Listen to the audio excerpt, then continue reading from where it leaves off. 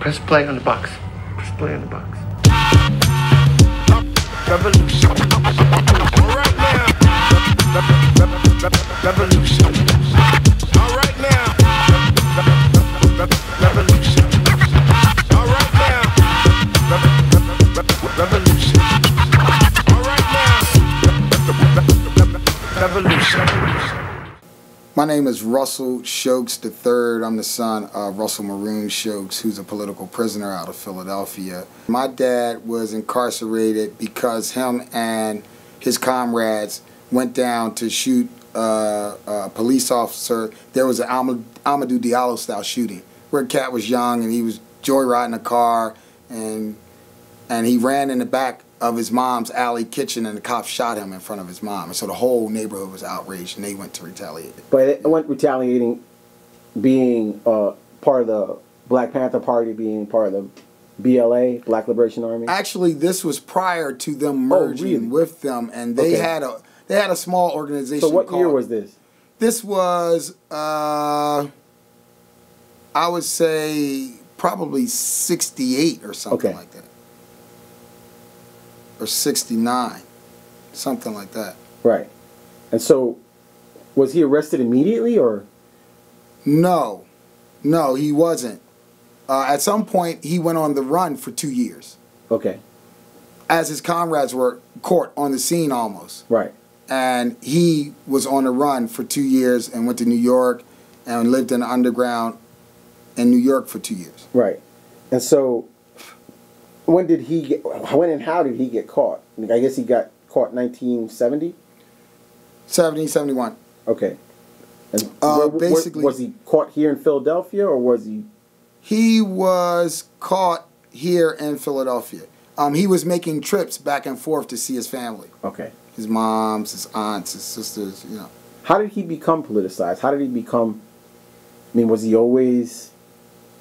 He was politicized through the actual actions in the city, through Rizzo, through the little boy being shot, through people coming at him and saying we need to do something. So it's almost we're gangbangers, you know. Okay, so we're not gonna let the community is being, you know. Right, because the gang situation in those days was more territorial. Gangs protected communities. Yes.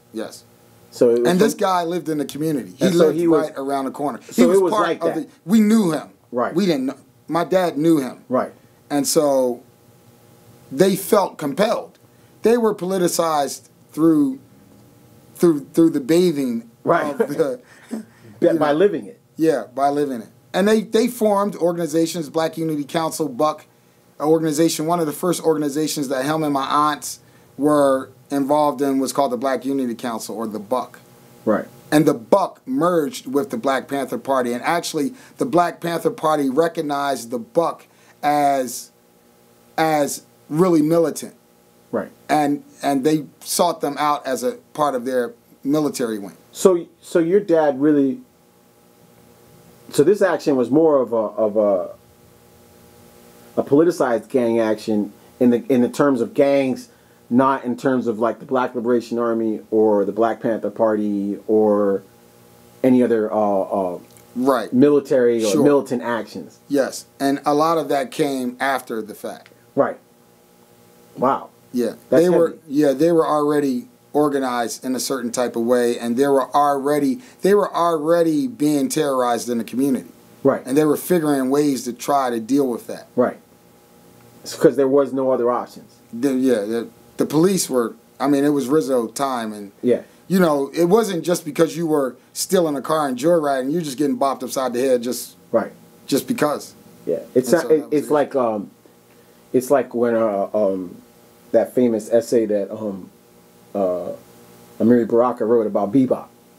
That bebop, the strength and the energy of bebop came from being knocked upside the head. Right. By cops. Right. And by the system. Right. You know what I mean? It was bebop. Right. You know? Right. Yeah. In a lot of ways, that was your dad. That was my dad, totally in the context of they were just trying to drink wine and sing on the corners, but getting beat for it. Right. You know, and it was commonplace for the cops to throw you in the back of the paddy wagon and beat you and drive around town and let you out on the other side gang territory. That was common. And let you catch a beating over there. And let you catch a beating over there.